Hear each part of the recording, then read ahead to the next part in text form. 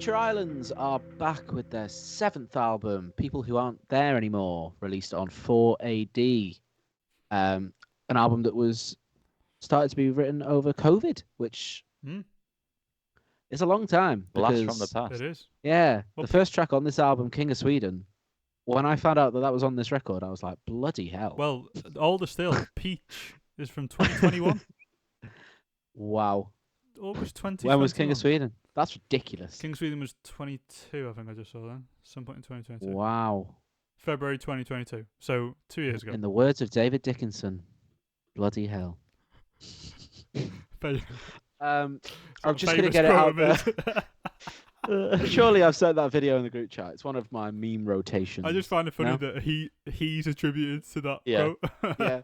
Well, I'll send it to you later if With all the you people. don't know what the Yeah, video just is. do It's it. Yeah, very thanks, funny. mate. Carl. I'm just going to get it out of the way. Samuel T. Herring is an Evertonian. Up the toffees. All that. We like that. What do you think about the album, though? So I'll step in here, right? Okay. I think for me, from everything I've kind of listened through in Future Islands, this is probably my favourite full project. They're not a band that I visit their albums in full ever, really, but I have done at some point in the past. I'm more of a singles kind of guy from them, not the album, the songs. This for me definitely feels. I like that it feels so unified. Like there's absolutely nothing that feels out of place on this album at all. Very cohesive. We like that one here. Reading my notes here, Liam. And there's a good variety of tracks. There are a couple that sound sort of similar. There's actually I can't remember exactly where they are. There's two songs that are very similar, one after the other.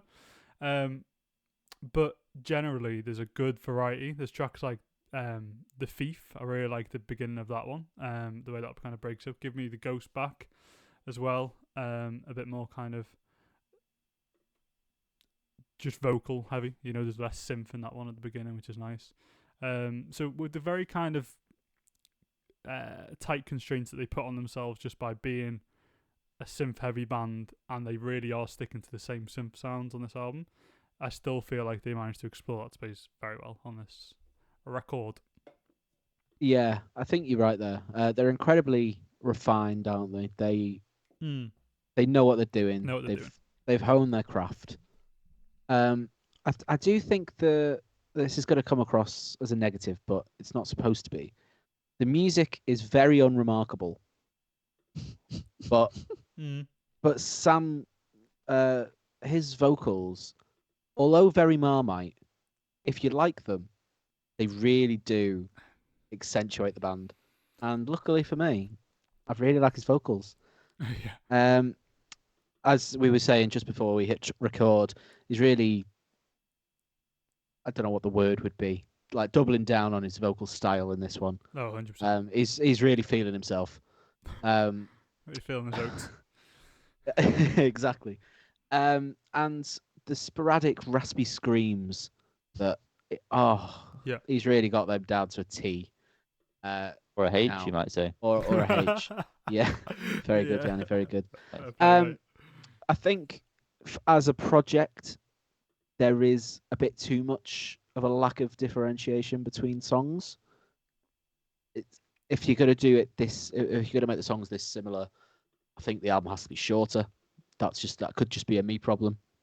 It's not. Okay. Yeah, I'd say my favorite song is probably "Say Goodbye." The bass riff after the chorus is very tasty. Mm-hmm. But yeah, they're an incredibly tight band. Yeah. Very good at what they are setting out to do. Even if they're not setting the world alight. But that's not necessarily a bad thing. People are trying to be out the box. Future Islands, firmly in the box, but doing it well. There was a compliment in there somewhere. Yeah, you try to be nice, but it's just funny the way it's been said. Yeah. I'm the opposite in terms of his vocal delivery. I don't really tend to like it, and I'm not the biggest or massivist Future Islands fan. I only like Seasons, to be honest with you. That's the only one I revisit. And I only like the actual recorded version, the fucking live version where it's like that's class. That he was twatting his chest constantly. No, ice skating on the spot. Too much. Love it. I love it if I was actually witnessing it live, but watching the performance of it live, it's not. Anyway, this album it is very samey. I will agree that it's probably. We reviewed one at the very start of our podcast journey, didn't we? Yeah. And I didn't really care for it. I've not revisited it, but I would agree with Liam's point that this probably seems like the most cohesive. And there were bits that stood out to me, but it's mainly the music that I latch on to, Cal. The bit that you said was the least interesting. Yeah, I'm not saying that it's bad. I just think you've got plenty of bands doing what they do musically, but the vocals make the band stand out. I think they do this version of the music the best. I think it's a middle ground where they do it well, and also actually, Cal, the opposite of what you said. I don't think anyone else is doing this. I don't know anyone else that's so just pure synth. Maybe I'm avoiding that at all costs. But yeah, no, I mean, I think you both. It's very much a matter of taste. This one, isn't it? I think it comes down between the three of us. But yeah, I mean, as a fan of his voice, that's never an issue for me whatsoever. I do think it shines quite a lot on this album. There's a few ballady ones. You've got like The Sickness, The Fight, Corner of My Eye, beautiful, great songs, very very nice lyrics. And then the ones like The Thief and The Close of the Golden Wheel, great drive to them. They're really big standout to me in terms of just mixing it up a little bit and getting the blood pumping. And I really do like that closer. And maybe it's a shame that they released so many singles, but also It's not a shame, mate. It's not a shame. There's also 12 songs on the album, so I think they released 6 of them. Is that right? The singles? It's just no need, is there really?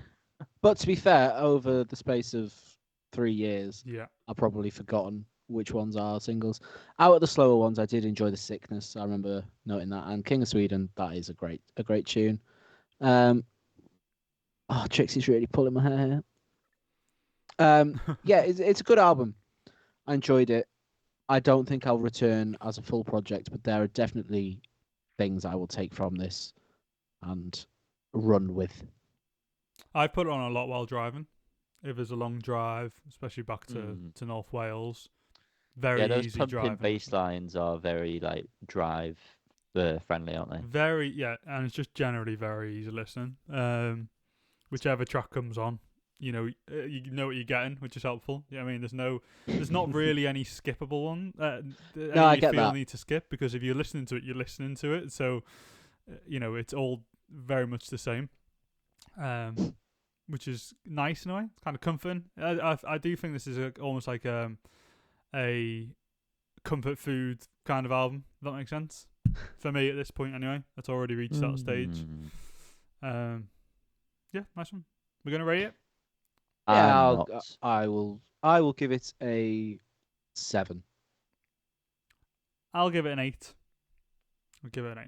I do think a lot of that comes down to just spending a lot of time with it, and like I say, it's kind of found a place in my home.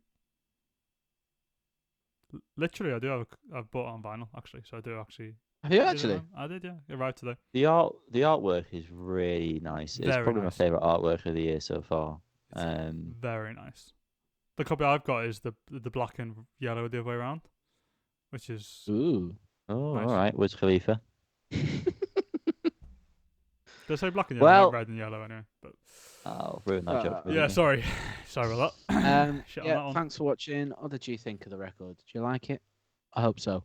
Like, subscribe, do what you want, as long as it's safe. Goodbye.